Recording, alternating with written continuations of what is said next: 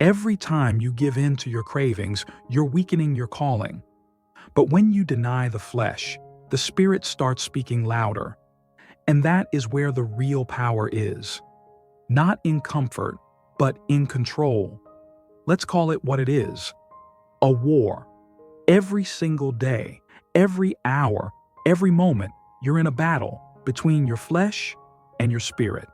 Two forces fighting to lead your life. The flesh wants ease. It wants food when you're not even hungry. It wants lust when you're called to love. It wants comfort when God is trying to grow you. It craves validation, attention, sugar, dopamine, porn, laziness, all of it. The flesh is loud. It wants the easy way out. But the spirit, it craves discipline. It craves truth. It's not flashy, not dramatic, but it's focused. It's building you, not numbing you. It's pulling you toward purpose, not pulling you into the world. Here's the truth no one says enough. You can't feed both. You can't follow your calling while entertaining every craving. You can't chase destiny while cuddling up to comfort. Trying to do both will tear you apart, spiritually, physically, mentally. Let's talk fasting. It's not just skipping meals. That's dieting. Fasting is war, spiritual war. It's your spirit standing up and saying, I'm in charge now. When you fast, you put your flesh on trial. You tell your cravings, your impulses, your comfort-seeking self, you don't control me. Fasting quiets the noise. All those little dopamine hits from food, screens, sugar, comfort, they fade. And when the noise dies down, your spirit speaks up. Your conviction gets louder. God's voice becomes clearer. Jesus didn't begin his ministry on a full stomach and a cozy bed. He fasted 40 days in the wilderness. That wasn't a detox. It was preparation for his purpose. So if even Jesus had to deny the flesh before walking in his calling, who are we to think we can stay soft and still reach ours? Your spirit is a sword, but when your flesh is constantly full, your sword gets dull. Let's talk real. Cravings are liars. Your flesh always says the same tired lines, just one bite. You've been good lately. You earned this. Start tomorrow. You're tired. This doesn't matter. Sound familiar? It's the same playbook Satan used in Eden. Did God really say?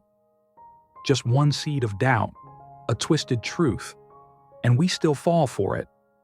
But listen, every time you say no to a craving, you break a chain.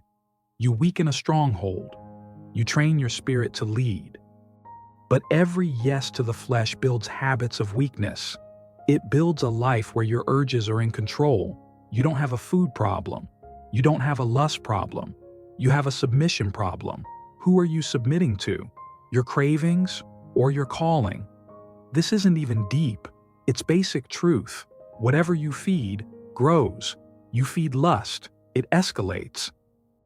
It's not just Instagram anymore. It's porn, affairs, and shame. You feed greed, it never stops. More money, more stuff, but never satisfaction. You feed gossip, you get bitter, messy, toxic. But feed your spirit, peace grows, clarity sharpens, self-respect returns. You stop needing constant noise to feel alive. So here's the question. What are you feeding daily? Because whatever you feed becomes the loudest voice in your life. Now, what does starving the flesh actually look like? It's not glamorous. It's gritty. It looks like water fasting, dry fasting, OMAD, 1 meal a day, saying no when everything in you is screaming. Yes, turning off social media, putting down the cookies and picking up the Bible, choosing obedience over urges, resisting lust when it's banging on your door. And no one's going to post you on their story for it.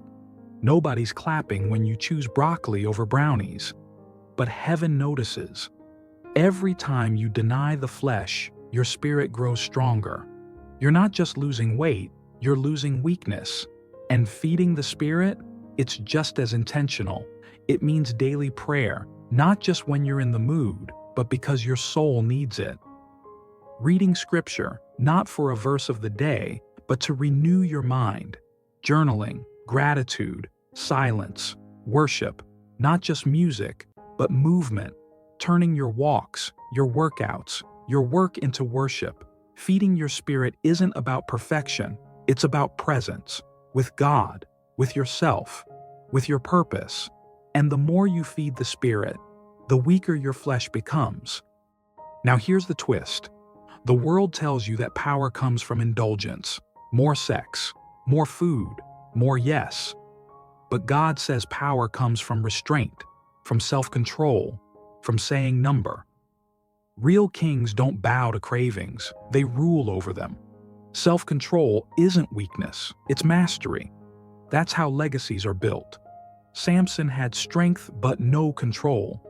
He died in chains. David had a heart for God but fed his lust and paid the price. Judas traded his purpose for 30 coins. And we do it every day, for cookies, clicks, comfort. But when you starve the flesh, when you embrace the wilderness, when you accept the discomfort, the discipline, the denial, that's where your power rises. You stop being a slave to urges and start being a vessel for divine purpose. Let me end with this. You were made to be hungry, but not for junk, not for likes, not for lust. You were made to hunger for righteousness, for meaning, for God's presence. So starve the version of you that stays stuck. Starve the part of you that loves shortcuts. Starve the cravings that kill your clarity. And feed the warrior in you. Feed the leader in you. Feed the Spirit of God that's been buried under distractions. Empty stomach, full faith, clear mind, strong spirit. It's not about looking good. It's about becoming strong, not soft, not sluggish, not spiritually sleepy, sharp, sober, solid. Because real power doesn't live in comfort. It lives in control. And if you're going to be hungry, make sure it's for the right things. Like and subscribe to support this channel.